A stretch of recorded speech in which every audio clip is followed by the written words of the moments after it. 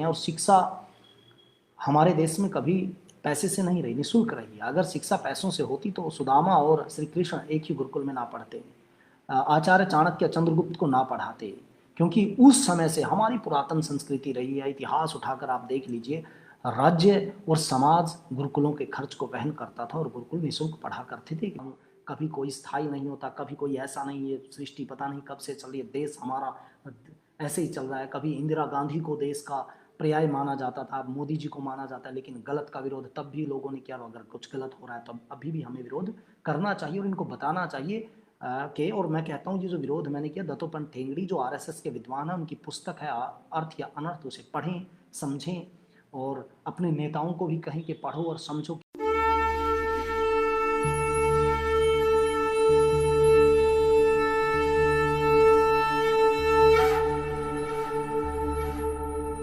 सभी साथियों को नमस्ते। कल हमने बात की थी हरियाणा सरकार जो चिराग योजना लेकर आई है, या शिक्षा में जिस तरह के बदलाव कर रही है या और भी अन्य चीज़ों में, तो वहाँ पर स्पष्ट नज़र आ रहा है कि सरकार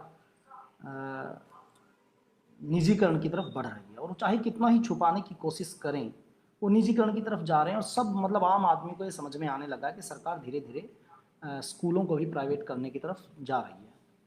और भी अन्य सेक्टर हैं इनमें प्राइवेट की तरफ जा रही है, और कुछ लोग इसके पक्ष में भी हैं कि प्राइवेट क्यों ना कर दिया जाए। सरकार ने भी चिराग योजना पर जो तर्क दिया है कि कोई आदमी अगर अपने बच्चे को प्राइवेट स्कूल में पढ़ाना चाहता है, तो सरकार ने ये नहीं कहा कि हम उसे कन्विंस करें कि सरकारी तंत्र बेहतर है और सरकारी स्कूल बेहतर हैं, इसके लिए नहीं। अगर वो बढ़ाना चाहता है तो उसके लिए सरकार ने 5वीं प्राइमरी के लिए 700 रुपये और 6ठी से 8वीं के लिए 900 रुपये और 11वीं 12वीं के लिए 1100 रुपये पैसे जो सरकार फीस देगी अगर प्राइवेट स्कूल में बच्चे पढ़ाएंगे। तो मतलब निजीकरण की तरफ सरकार जा रही है। ये सरकार चाहे कितना छुपाने की कोशिश करे। अब लोग सवाल उठाते हैं कि अगर निजीकरण ठीक है तो उसका विरोध क्यों हो। क्योंकि अक्सर निजीकरण का विरोध वामपंथी संगठनों ने किया है, वामपंथी पार्टियों ने किया है। और इसका मैं तो मानता हूँ कि मतलब रूढ़िवादिता कई रूप में होती है, और वामपंथी संगठन भी अपने आर्थिक दर्शन में इतने रूढ़िवादी हो देखे गए पिछले काफ़ी वर्षों से, और वो अपने विचार पे इतने मतलब विवेक को छोड़कर विरोध करते रहे कि कोई भी तरक्की का काम हो उसका विरोध करना उनका नेचर बन गया। तो इस कारण एक छवि गलत चली गई कि लोग बस पूंजीवाद का विरोध इसलिए करते हैं क्योंकि वो वामपंथी हैं। मैं वामपंथ को स्वीकार नहीं करता, ना एक्सेप्ट करता हूँ, ना ठीक मानता हूँ, लेकिन मैं जो निजीकरण के जो तरीके हैं मैं इसको भी गलत मानता हूँ। और क्योंकि मुझे लगता है कि निजीकरण ठीक नहीं है लोगों के लिए। व्यापारियों के हाथ में व्यवस्थाएं नहीं होनी चाहिए, क्योंकि व्यापारी सिर्फ मुनाफा देखेगा। और इसका मैं इसीलिए मैं थोड़ा सा इस पर आज चर्चा करूंगा। देखिए, एक उदाहरण से मैं समझाना चाहूँगा चीज़ों को, और सभी साथियों से मैं ये भी चाहूँगा कि इस मुद्दे पर वो अपने विचार रखें और लोगों से बात करें और इस मुद्दे को लोगों तक लेकर जाएं, और एक वातावरण खड़ा करें कि सरकार को लगता है कि जो माता पिता है या आम नागरिक है हरियाणा का, वो विरोध में नहीं है। तो हम विरोध में हैं ये दिखाने की कोशिश हमें करनी होगी। मैं वो अभिभावक हूँ जिसके बच्चे सरकारी स्कूल में पढ़ते हैं, इसीलिए मैं चाहता हूँ, तभी मुझे बोलने का अधिकार देगा कोई, नहीं तो बोलने तक का अधिकार नहीं दिया जाता दूसरे को कि आपको क्या दिक्कत है।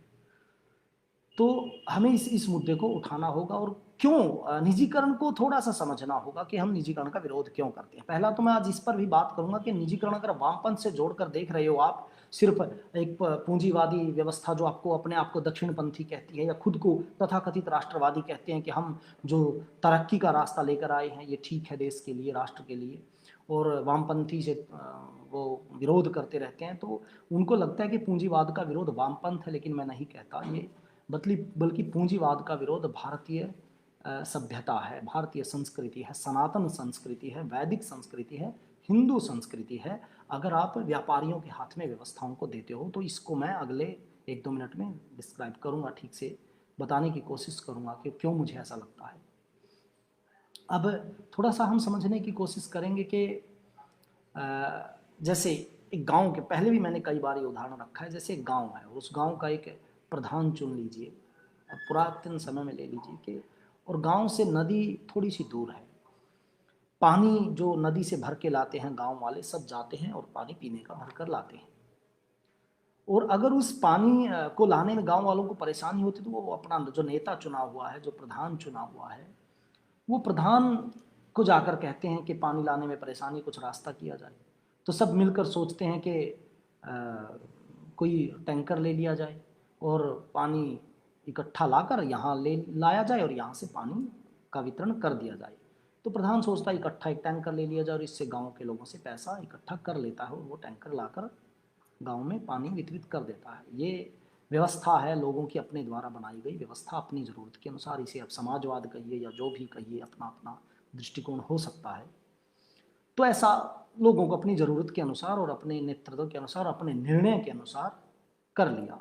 अब वहाँ कोई आदमी आता है और प्रधान से मिलता है, जी कहाँ आप ड्राइवर ढूंढते फिरोगे इस ट्रक के लिए, इस टैंकर के लिए, और कहाँ आप इसकी मुरम्मत कराते फिरोगे, तो क्यों ना आप ये ठेका मुझे दे दो, मैं लोगों से पानी के पैसे ले लूँगा, अगर आप 5 रुपये आप दे रहे हो तो मैं 5 ही रुपये लूँगा और इसमें ही मैं व्यवस्थाएं बना लूँगा, तो आप मुझे ठेका दे दीजिए। अब प्रधान सोचता है कि सरपंच सोचता है कि मेरा क्या, मेरी सिरदर्दी नहीं निपटी, और चलो इसको पानी का ठेका दे दिया जाए। अब वो क्या करेगा कि उस पानी को टैंकर को लाकर 5-5 रुपये गाँव वालों से लेगा और पानी का टैंकर उनको दे देगा। अब उसने ठेका ले लिया, अगर कोई और भी पानी वहाँ से भरेगा तो वो पानी भरने से भी रोकेगा, क्योंकि भगवान की बनाई हुई प्राकृतिक व्यवस्था पर उस प्राइवेट व्यक्ति का कब्जा हो गया है। अब उसे अधिकार मिल गया है प्रधान की तरफ से कि अब वो अपने तरीके से उसे कर सकता है लागू। अब वो पानी लाने में भी उसकी शर्तें होंगी। अब वो वहाँ देखेगा, उसे मुनाफा वो घाटा कोई नहीं खाता, व्यापारी वो व्यापारी हो गया। अब वो रेट भी बढ़ाने की कोशिशें करेगा। तो ये होता है निजीकरण, प्राइवेटाइजेशन या पूंजीवाद। वहाँ वो पूंजीवादी तंत्र को हम हावी कर देते हैं। अब वो रोज सरपंच के पास पहुंचेगा, सरपंच को मुनाफा भी देगा, रिश्वत भी देगा, जिससे सरपंच उसकी तरफ खड़ा हो जाएगा। नेता गांव वालों ने चुना था लेकिन सरपंच खड़ा हो गया, जो टैंकर की व्यवस्था संभालता है, और ठेकेदार की तरफ। तो ये है पूंजीवादी तंत्र, और इस तरह से हम समझ सकते हैं। तो इस प्राइवेटाइजेशन के कारण शोषण की संभावनाएं रहती है, और ये बहुत छोटा सेक्टर है। अगर आप बड़े लेवल पे देखें, बैंकिंग देखें और चीज़ें देखें, तो सारी चीज़ों में हमने प्राइवेट कंपनियों को हावी कर दिया, चाहे वो जनता के संसाधन बिजली हो या और हो या पूंजी हो, सारी जगह प्राइवेट खिलाड़ी आ गए हैं और वो घाटे में कोई नहीं रहता, मुनाफा करते हैं, कंपनियां हैं, कंपनी राज है। और अगर कोई कहता है ये राष्ट्रवाद है तो गलत है। पहले तो मैं कहता हूँ, शिक्षा जैसे विषय पर हम बात कर रहे हैं, और शिक्षा हमारे देश में कभी पैसे से नहीं रही, निःशुल्क रही है। अगर शिक्षा पैसों से होती तो सुदामा और श्री कृष्ण एक ही गुरुकुल में ना पढ़ते, आचार्य चाणक्य चंद्रगुप्त को ना पढ़ाते, क्योंकि उस समय से हमारी पुरातन संस्कृति रही है। इतिहास उठाकर आप देख लीजिए, राज्य और समाज गुरुकुलों के खर्च को वहन करता था और गुरुकुल निःशुल्क पढ़ा करते थे कि व्यवस्थाएं, चलो हम वहाँ तक नहीं लेकर जाना चाहते, इतना वाप नहीं हो, लेकिन सरकार की जिम्मेदारी बनती है कि शिक्षा व्यवस्था को व्यापार ना बनाया जाए, उसे रोका जाए। और अगर इसे रोकना आप राष्ट्रवाद कहते हैं तो आप गलत हैं, आपको अपनी परिभाषा बदलनी होगी, क्योंकि ये राष्ट्रवाद नहीं है। राष्ट्रवाद और सनातन संस्कृति या हिंदू संस्कृति बच्चों को सही तरीके से पढ़ाना, उनकी व्यवस्थाएं करना और उनकी जिम्मेदारी लेना, ये नहीं ठेकेदार की तरफ या कंपनी की तरफ आप खड़े हो जाएं। आप देखें, मेरे लोगों की तरफ खड़ा हूँगा मैं, जिसको आके देखना है तो देखे, नहीं तो सरकार चलाएगी। लेकिन सरकार अपने कंधे से बोझ उतारने के लिए इतनी मतलब जल्दबाजी कर रही है, समझ नहीं आ रहा कि इन्होंने इनके दिमाग में ये कौन सा राष्ट्रवाद डाल दिया है। अब मैं थोड़ा सा उन लोगों से बात करना चाहूँगा इसी के साथ, जो मैं कहना चाह रहा था कि ये हिंदू संस्कृति नहीं है, ये राष्ट्रवाद नहीं है, ये सनातन संस्कृति नहीं है, ये पूंजीवाद है, ये वेस्टर्न पूंजीवाद है, और उसी को आप कंपनी राज लेकर आना चाहते हैं, ये राष्ट्रवाद नहीं है। ये किस लेखक के उदाहरण के साथ मैं आपसे बात करना चाहूँगा, ये मैं आरएसएस के लोगों से बात करना चाहूँगा, भारतीय जनता पार्टी के लोगों से बात करना चाहूँगा, कि वो लोग समझें, अपने नेताओं को बोलें कि ये चीज़ ठीक नहीं है, ये राष्ट्रवाद नहीं है। आरएसएस में एक विद्वान हुए हैं, उनका नाम है दत्तोपंत ठेंगड़ी, और उन्होंने एक पुस्तक लिखी है, अर्थ या अनर्थ। उस पुस्तक के माध्यम से मैं आपको बताना चाहूँगा कि सरकार का जो नीति है, अभी कुछ दिन पहले आदरणीय प्रधानमंत्री जी ने, पिछले साल लगभग 1 साल के लगभग हो गया है, उन्होंने कहा था कि सरकार का जो government has no business to be in business, मतलब व्यापार करने का सरकार की कोई मंशा नहीं है। और उन्होंने कहा था हमारा जो उद्देश्य है, हमारा मोटो है मॉडर्नाइज एंड मोनेटाइज। मॉडर्नाइज मतलब आधुनिक करना है हमें, मोनेटाइज करना है, पैसे के साथ चीज़ों को चलाना है। तो इस मोनेटाइज शब्द से मुझे बड़ी आपत्ति है और इसी पर मैं रखना चाहता हूँ, जो कोट करना चाहता हूँ दत्तोपंत ठेंगड़ी जी को, जो उन्होंने अपनी पुस्तक लिखी है अर्थ या अनर्थ। और अगर मुझे कोई सुन रहा हो आरएसएस से जुड़े कार्यकर्ता जो अपने आप को राष्ट्रवादी कहते हैं या भारतीय जनता पार्टी के कट्टर राष्ट्रवादी कार्यकर्ता, वो समझें आपके ही विद्वान, आपके ही आरएसएस के विद्वान क्या कहते हैं, ये ना माने कि ये बात हमने कह दी है। वो अपनी जो पुस्तक है अर्थ या अनर्थ, उसमें चीज़ें कहते हैं कि अब हम दोनों प्रकार की, देखिए उस पुस्तक के थोड़ी सी आगे, आप 2-3 पेज आगे ही आपको मिल जाएगा अर्थ विचार हमारा और पश्चिम का। इस हेडलाइन के साथ उन्होंने अपनी पुस्तक अर्थ या अनर्थ में कुछ चीज़ें लिखी हैं। अब हम दोनों प्रकार की चिंतन धाराओं के आर्थिक क्षेत्र में पड़ने वाले प्रभाव का विचार करें। मोटी मोटी लाइनें बताऊंगा, आप इंटरनेट पे है, आप पीडीएफ डाउनलोड कर सकते हैं इसकी। तो इसमें वो कहते हैं कि जो हमारा दर्शन है वो क्या कहता है। हमारे दर्शन के अनुसार हम कहते हैं कि जो हमारा जो संसाधन है और सेवाएं हैं वो संपत्ति है हमारे देश की। उनके शब्दों में मैं आपको बताना चाहूँगा, मुझे 1-2 सेकंड दीजिएगा आप।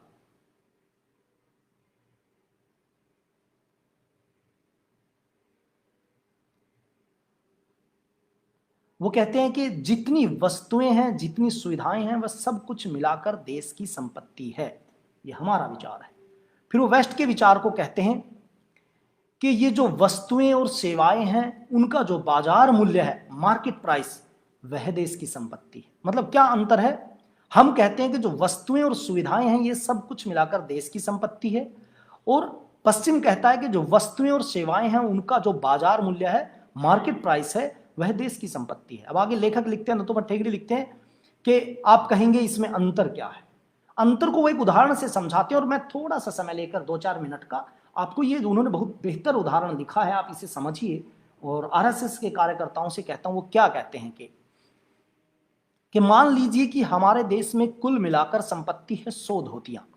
100 धोतियां हमारे यहां निर्मित हुई, हम कहेंगे कि यह हमारी राष्ट्रीय आय है। यदि प्रत्येक धोती का मूल्य 5 रुपए है तो वे लोग जो पश्चिम के लोग हैं वे कहेंगे कि हमारी संपत्ति 500 रुपए है। समझिए, वो कहते हैं कि हम कहेंगे 100 धोतियां हमारी संपत्ति है और एक धोती की कीमत अगर 5 रुपए है तो पश्चिम के लोग कहेंगे कि हमारी संपत्ति 500 रुपए है। आप कहेंगे कि दोनों में केवल भाषा का ही तो अंतर है, परंतु यदि कल 100 के स्थान पर 200 धोतियों का उत्पादन होगा तो धोतियां सस्ती हो जाएंगी, आपूर्ति ज्यादा अधिक होती है, बाजार में उस वस्तु का मूल्य घट जाता है। मान लीजिए इसके कारण एक धोती का मूल्य 5 रुपए के स्थान पर 2 रुपए हो गया। अब बाजार में 200 धोतियां आने पर केवल 400 रुपए मिलेंगे। वे कहेंगे कि राष्ट्रीय आय 100 रुपए घाटे की गई, जबकि हम कहेंगे राष्ट्रीय आय, राष्ट्रीय संपत्ति दुगनी हो गई, धोतियां 100 हो गई। मतलब दत्तोपंत ठेंगड़ी अपने आर्थिक दर्शन में कहते हैं कि हम वस्तुओं से अपने आर्थिक संपत्ति का अंदाजा लगाते हैं, जिसे आप जीडीपी कह सकते हैं आज की आर्थिक दर्शन में। और वो कहते हैं कि हम मूल्य से, मार्केट से इस चीज का उदाहरण देते हैं। एक छोटा सा उदाहरण वो और देते हैं, वो ये भी एक बेहतर उदाहरण, आप इसे भी समझिए। वो कहते हैं कि एक अर्थशास्त्री टिबू ने इसका उदाहरण दिया, वे मूल्य को ही जोड़ते हैं और कहते हैं कि मान लीजिए किसी नौकरानी को मालिक 200 रुपए प्रतिमास देता है। यह वेतन रुपए की परिभाषा में मिलता है तो राष्ट्रीय संपत्ति की गिनती करते समय उसका 200 रुपए जोड़ा जाएगा। किंतु मान लीजिए उस नौकरानी से मालिक को प्रेम हो गया और दोनों का विवाह हो गया।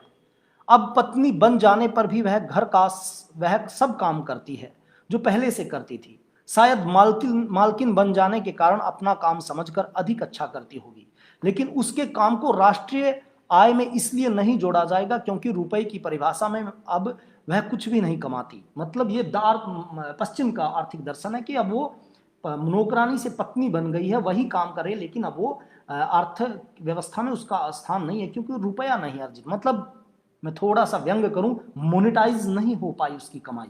मोनेटाइज होना जो प्रधानमंत्री जी का नारा है, तो हो गया। शायद नहीं, उसको नहीं जोड़ा जाएगा, क्योंकि परिभाषा में अब वह कुछ नहीं कमाती, इसलिए 200 रुपए प्रति राष्ट्रीय आय कम हुई प्रति माह, ऐसा उनकी रिपोर्ट में कहा जाएगा। हमारी रिपोर्ट में होगा कि सेवाएं जितनी थी उतनी ही है, वह नौकरानी थी और अब किसी की पत्नी हो गई है, इसमें कोई प्रयोजन नहीं है।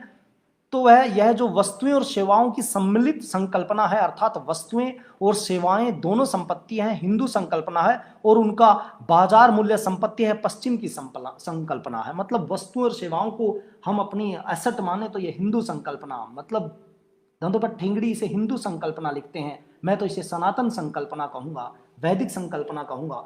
और इनके मूल्य से अवधारणा अगर हम तुलना करें तो ये पश्चिम की संकल्पना होगी, जहां हमारे प्रधानमंत्री जी ने हमें कहा है कि आप सुन रहे होंगे कि मोनेटाइज, मॉडर्नाइज एंड मोनेटाइज। उन्होंने एक बेहतर जो तरीका ढूंढा है, अगर हम निजीकरण को प्राइवेटाइजेशन बोल दें तो विरोध हो जाएगा, मोनेटाइज, उसे मॉडर्नाइज कहना अच्छा शब्द है।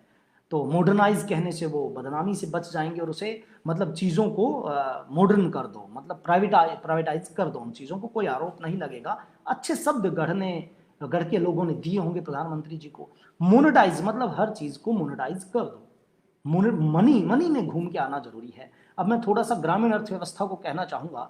बहुत सी चीज़ें हैं हमारे यहाँ, हम आपस में दूध लेते हैं गाँव में, जैसे गोबर की खाद हम खेत में डालते हैं, हम खेत की जो सब्जी है उस सब्जी को घर में वैसे ही यूज़ कर लेते हैं, वो देश की संपत्ति नहीं मानी जाएगी, क्योंकि वो मोनेटाइज नहीं है, वो पैसे में खरीदी बेची नहीं गई। मैं अपने खेत से लाया, मैंने उसे बनाया और खा लिया, मैंने अपनी गाय भैंस का दूध निकाला, उसे पिया, गर्म किया और पी लिया। ये देश की आर्थिक एसेट नहीं है। ये पश्चिम का जो सिद्धांत, जिस मोनेटाइज की बात कर रहे हैं, ये पश्चिम का सिद्धांत है, जो दत्तोपंत ठेंगड़ी ने जिसका विरोध किया, जो आरएसएस के विद्वान रहे हैं। लेकिन हमारी सरकार हर चीज को मोनेटाइज, सिर्फ क्या चाहते हैं कि हम किसी भी तरह आंकड़ों में दिखाकर $5 ट्रिलियन हमारी जीडीपी दिखा दें तो वहां तालियां मिलेंगी, पीठ थपथपाई जाएगी। इसके लिए चाहे हमें अपनी पुरातन जो सारी संस्थाएं हैं उनको मटियामेट करना पड़े, जो हमारी वैदिक मान्यताएं उनको मटियामेट करना पड़े, कुछ भी करना पड़े, लेकिन आंकड़ों में पहुंचना जरूरी है। तो जो जैसे सब्जी को आप समझते हैं कि तब मोनेटाइज होगा जब मैं उस सब्जी को अपने खेत से तोड़ूंगा, फिर उसे बेचूंगा और बाजार से खरीद कर खाऊंगा, ये मोनेटाइज होना है। मैं गेहूं को लाऊंगा, अपने घर की टंकी में नहीं भरूंगा, उसे बाजार में बेचूंगा और फिर खरीदूंगा, फिर खाऊंगा, वो पैकेज होकर आएगी, पता नहीं क्या क्या उसमें मिलावट होगा, ये मोनेटाइज होना है। मतलब पैसे से खेलना ही पूंजीवाद है। और ये तर्क, ये तरीके पता नहीं कौन सिखाता है, और मुझे लगता है व्यापारियों के बहुत बड़े शोध होते हैं, व्यापारी तंत्र के, उनके पास बड़ी आर्थिक मशीनरी है, वो अपनी चीज़ों को सरकारों से, नेताओं को कन्विंस करते हैं और उस पर चला देते हैं। तो ये चीज़ें आज मैं थोड़ा निजीकरण के विरोध में कुछ चीज़ें रखना चाह रहा था। जैसे शिक्षा का निजीकरण की तरफ बड़े गर्व से कह रहे हैं हमारे मुख्यमंत्री जी के, खर्च हो रहा है बच्चे पर, हर बच्चे पर, तो जो ये जो खर्च हो रहा है उनको बोझ लग रहा है, जबकि ये हमारी जिम्मेदारी होती थी, राज्य की जिम्मेदारी होती थी। तो मैं कहता हूँ कि इनको ये बोझ छोड़ देना चाहिए। ये क्यों इस बोझ को उठाएं अगर नहीं सहन कर सकते। लेकिन विडंबना यहीं खड़ी हो जाती है आखिर, अगर ये छोड़ते हैं तो सामने कौन, सामने फिर कोई जो पहले चोर थे वो आ जाएंगे जनता के सामने। ये समस्याएं हैं, इन्हीं समस्याओं का बहाना बना करके ये नहीं तो किसी और को कैसे वोट दें, इन चीज़ों के आधार पर ही हमारे कुछ लोग बेचारे मजबूर हो जाते हैं वो चुप रहने के लिए कि जो जैसा चल रहा है चलने दीजिए। लेकिन मैं कहता हूँ कभी कोई स्थायी नहीं होता, कभी कोई ऐसा नहीं, ये सृष्टि पता नहीं कब से चल रही है, देश हमारा ऐसे ही चल रहा है। कभी इंदिरा गांधी को देश का पर्याय माना जाता था, मोदी जी को माना जाता है, लेकिन गलत का विरोध तब भी लोगों ने किया। अगर कुछ गलत हो रहा है तो अभी भी हमें विरोध करना चाहिए और इनको बताना चाहिए के। और मैं कहता हूँ ये जो विरोध मैंने किया, दत्तोपंत ठेंगड़ी जो आरएसएस के विद्वान हैं, उनकी पुस्तक है अर्थ या अनर्थ, उसे पढ़ें, समझें, और अपने नेताओं को भी कहें कि पढ़ो और समझो, क्या ये आर्थिक दर्शन आप लेकर चल रहे हैं क्या, या फिर फिजूल में राष्ट्र। और मैं तो यहाँ कहता हूँ, मैं जानता हूँ कि जब किसान संघ जो आरएसएस की एक शाखा है, वहाँ के जो कार्यक्रम होते हैं वहाँ पर उनको राष्ट्र ऋषि लिखा जाता है। किसान संघ के लोगों से भी कहता हूँ कि सवाल पूछिए, सरकार से सवाल पूछिए, क्या ये आर्थिक दर्शन दत्तोपंत ठेंगड़ी जी का है, क्या हमारी सनातन संस्कृति का दर्शन है, या हिंदू संस्कृति आप कह लीजिए उसका दर्शन है? बिल्कुल नहीं है। ये पश्चिम का दर्शन है, ये देश को आर्थिक गुलामी की तरफ ले जाने का दर्शन है, जिसका हमें विरोध करना होगा। मैं ये भी मानता हूं कि शायद लोग कहें कि इतनी बड़ी बड़ी ताकतों के सामने, जिसके सामने सरकारें छोटी पड़ जाती हैं, तो आपका क्या सामर्थ्य है। लेकिन हम एक एक करके ही आगे बढ़ते हैं, हमारी बात एक से दूसरे तक पहुंचती है, तो हम संख्या में फिर बड़े होंगे, कभी सरकार के सामने भी खड़े होंगे।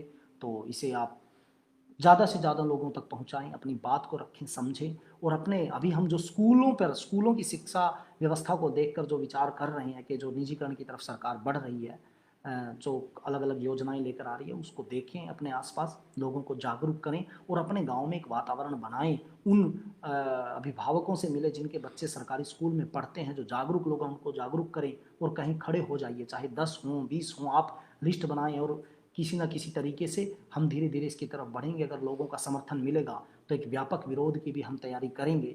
लेकिन मैं चाहता हूँ ये चीज़ें लोगों को समझ में आनी चाहिए। आज के लिए मैं सिर्फ़ इतना ही चाहूँगा, हम रोज़ इस विषय को लेकर थोड़ी देर के लिए मिलेंगे, इन चीज़ों को जो चीज़ें मतलब गलत परिभाषाएँ हमारे सामने रख दी जाती हैं, चाहे वो किसी भी चीज़ को लेकर, वो चीज़ें हम चर्चाएँ करेंगे। आपस में एक-दूसरे को सुझाव देते रहेंगे ताकि हम आगे बढ़ें और देश के संसाधनों के लिए हम बात करते रहें। आप सबका बहुत-बहुत धन्यवाद।